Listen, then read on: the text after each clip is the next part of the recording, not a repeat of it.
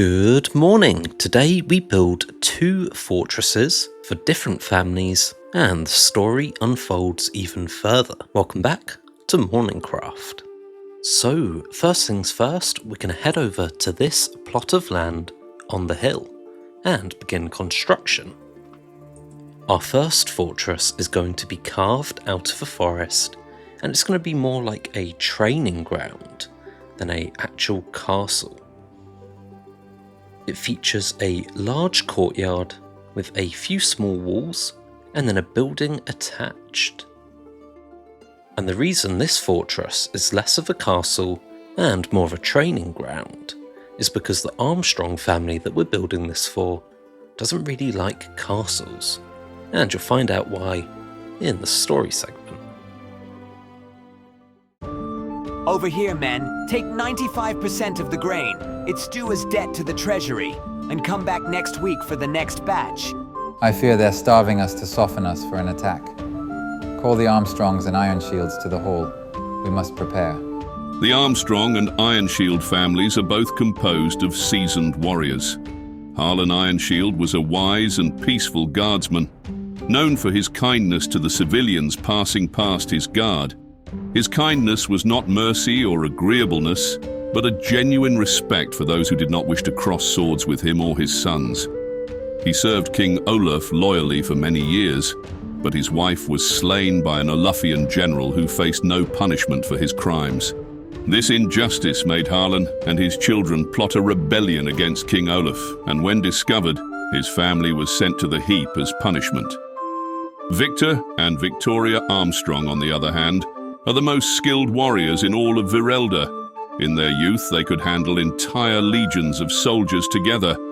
Their infamy was brought to common knowledge in the Siege of Woodswire, where they snuck into and captured an entire castle from Silveran occupiers. Their methods so unforgiving and brutal that the king was forced to disown them and send them to the heap, although they were often seen receiving luxury goods sent from the capital. The Armstrong and Iron Shield families, although both skilled, could not be further apart morally.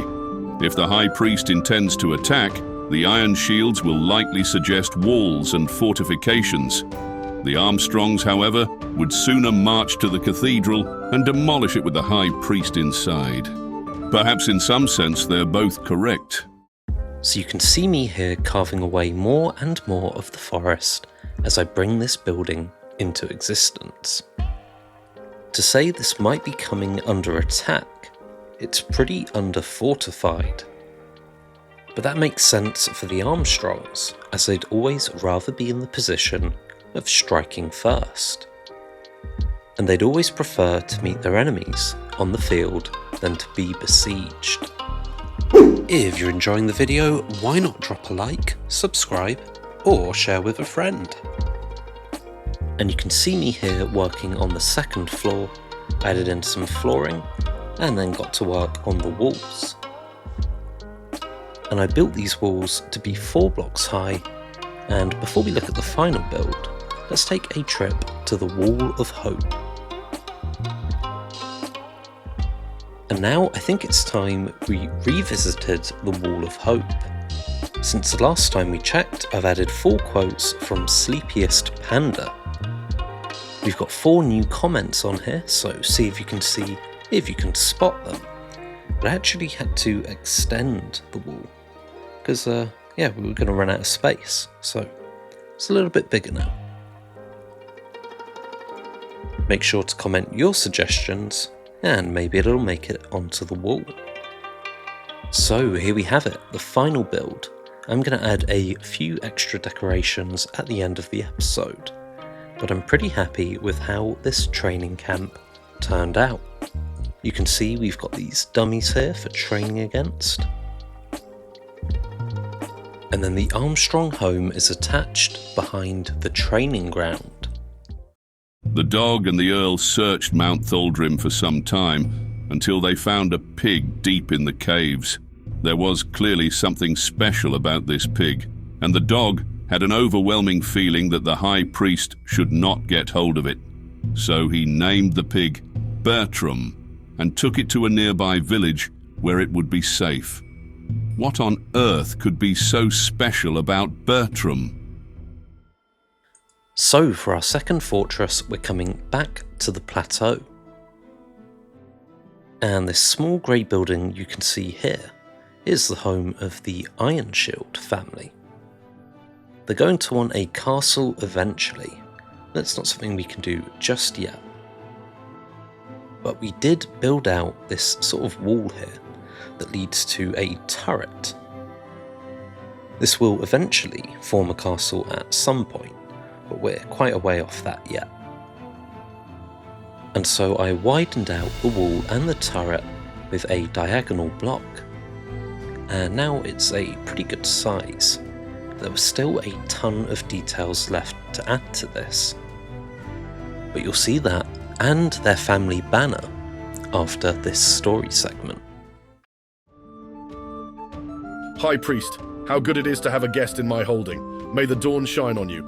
O great and wonderful King, how honored I am to be in your presence and see the sun shine down on your divine kingdom.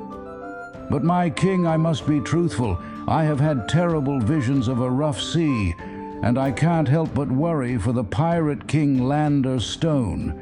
He is said to be protecting us from the sea, but seems preoccupied in Silfara. I would check on him myself, but I'm far too feeble and old to make such a journey.